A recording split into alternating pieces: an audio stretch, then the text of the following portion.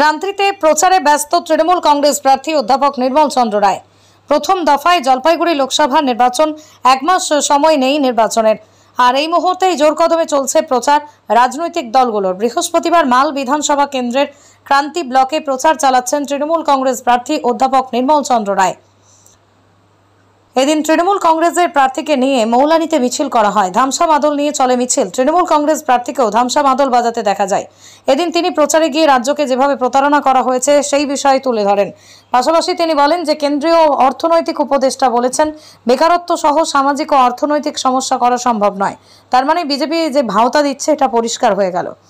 এদিন তার সঙ্গে প্রচারে ছিলেন ক্রান্তি ব্লক তৃণমূল কংগ্রেসের সভাপতি মহাদেব রায়, করুণাময় চক্রবর্তী সহ অনেকে। বললেন ক্রান্তি ব্লকে দ্বিতীয়বার কি সাড়া পাচ্ছেন? এখানে তো দেখেই বোঝা যাচ্ছে প্রচন্ড সাড়া এবং এত সুন্দর রিসেপশন। ঠিক আছে, তো মানুষের এত উন্মাদনা, তাদের উৎসাহ আর দেখে আমি মানে অভিভূত এবং আপ্লুত। বিরোধীদেরকে কি মনে করছেন? কালকে নমিনেশন জমা করলো, একটা ভিড়ভাড় হয়েছিল জলপাইগুড়ি শহরেও, সেদিকে বিরোধীদেরকে কিভাবে দেখছেন আপনি? বিরোধী আমি এটা বলেছিলাম, বিরোধীদের প্রচারকে প্রচার না, বিরোধীরা তাদের মতো করে তারা প্রচার করছে, আমরা আমাদের মতো করে প্রচার করছি। আর আমি ইতিহাসের ছাত্র হিসেবে এটুকু জানি যে অনেক যুদ্ধের ইতিহাস আমার পড়াতে হয়। সেক্ষেত্রে থেকে আমি জানি যে বিরোধীদের কখনোই ছোট করে ভাবতে উচিত নয়। হ্যাঁ, রাজনৈতিক শত্রু ওরা, রাজনৈতিক বিরোধী ওরা, তাদেরকে কখনোই আমরা ছোট করে দেখছি না। সুতরাং আমরা জোরদার আমরা প্রচার করছি।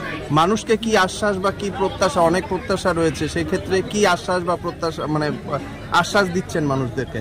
না, আশ্বাস দেওয়া তো প্রশ্ন উঠে না। আজকে যেটা আমি এখন বক্তব্যে বললাম, আমাদের গণতান্ত্রিক যে অধিকার, আমাদের সাংবিধানিক অধিকার, যুক্তরাষ্ট্রীয় কাঠামোর অধিকার, সেটা আমাদের রক্ষা করতে হবে। আর বাংলাকে যে বঞ্চনা করছে সেটাও আজকে আমি কাগজে দেখলাম। এবার আমাদের কেন্দ্রীয় সরকারের যিনি অর্থনৈতিক উপদেষ্টা, ঠিক আছে, তো নাগেশ্বরম, তিনি নিজেই বলেছেন যে এই যে উনি এতদিন ভাতা দিয়েছিলেন আমাদের প্রধানমন্ত্রী যে 2 কোটি চাকরি দেবেন, উনি নিজেই আজকে বলেছেন যে না, এই বেকারত্ব এবং সামাজিক এবং অন্যান্য অর্থনৈতিক যে সমস্যা সেটা সমাধান করা সম্ভব নয় কেন্দ্রীয় সরকারের পক্ষে। এটা বলেছেন উনি। তার মানে এতদিনে দুর্বলতাটা স্বীকার করে নিলেন। তাহলে দেশ উনি চালাবেন কি করে, যেখানে বেকারত্ব তো 2 কোটি দূরের কথা, পুরো চাকরি দিতে পারবেন না, ওটা তো স্বীকার করলেন। মানে ওনার উপদেষ্টা দিয়ে মানে তরফ থেকে সেটা কিন্তু প্রচার করলেন বা বললেন, নিজে মুখে না বলে উপদেষ্টাকে দিয়ে আর কি।